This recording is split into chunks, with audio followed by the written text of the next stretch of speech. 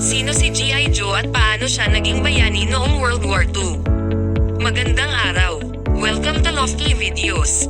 Si G.I. Joe ay napisa noong ika-24 ng Marso taong 1943 sa Algiers, North Africa ay isang kalapati na kilala para sa kanyang serbisyo sa United States Army Pigeon Service. Ginamit ang mga kalapati noong giyera para sa mga layunin ng komunikasyon at reconnaissance. Sa panahon ng Italian campaign ng World War II, iniligtas ni G.I. Joe ang buhay ng mga naninirahan sa nayon ng Calvi Vecchia, Italia, at ng mga tropang British ng 56th London Infantry Division na sumasakop dito.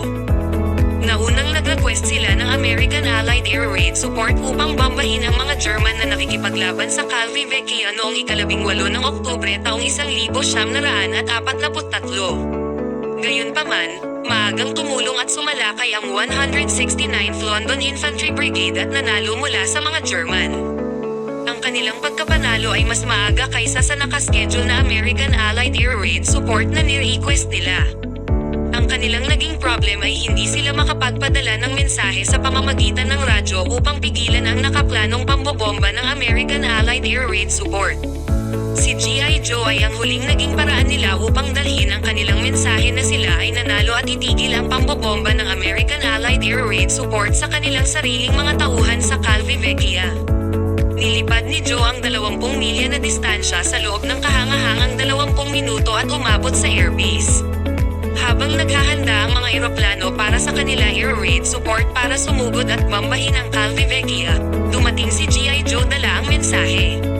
Mahigit 100 katao ang naligtas ng araw na iyon.